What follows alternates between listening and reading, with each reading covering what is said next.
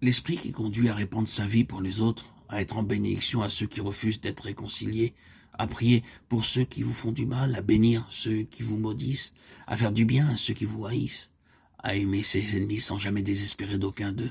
Bref, l'esprit qui conduit à agir pour les autres, comme Christ a agi pour nous.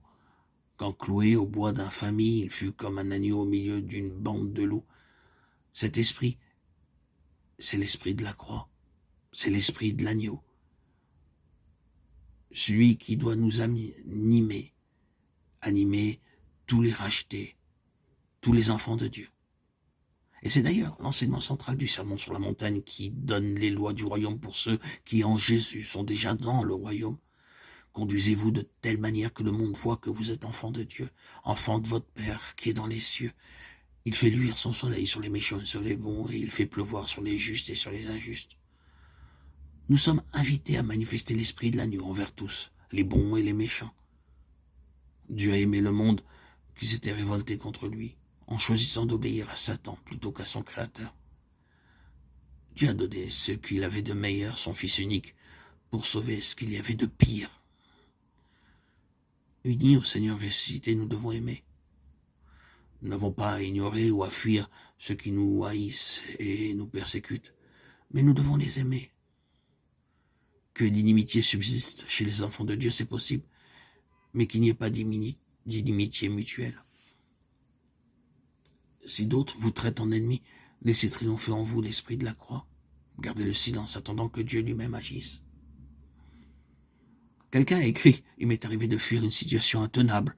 Dieu m'a montré que je devais retourner d'où je venais. Mais à ce jour, ceux que j'avais fui n'ont pas changé.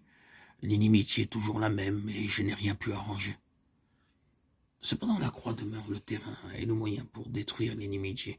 Il faut aimer quand même ceux qui refusent d'être réconciliés. Une vie patiente, fidèle, silencieuse, vécue quotidiennement pour eux, amassera des charbons de feu sur leur tête. Romains 12, 20. Tôt ou tard, les charbons, les remords feront leur œuvre nécessaire et la brèche sera réparée. Ainsi, nous le constatons à nouveau, il faut que l'œuvre accomplie par le Seigneur au calvaire soit comme reproduite constamment dans nos vies. Que ce ne soit pas seulement un consentement, une acceptation d'être rendu conforme à Christ en sa mort, mais un humble acquiescement à la providence de Dieu qui, dans sa sagesse, permet les jugements défavorables, les incompréhensions, même la méchanceté et la persécution, pour que nous puissions manifester que nous avons vraiment l'esprit de la croix.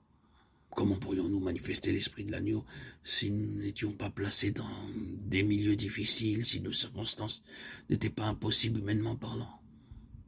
Le dessein divin, c'est d'unir, celui du diable, c'est de diviser. La croix est la place de l'union et de l'unité. Cette union de ceux qui vivent séparés a coûté la vie du Fils de Dieu. Sachons entrer dans le but qu'il poursuit, vivre pour cette unité qu'il a si chèrement achetée, plantée en lui, vivant de lui. Que sa prière devienne aussi la nôtre, jusqu'à ce que dans notre union avec lui, toute inimitié disparaisse par la puissance de sa mort.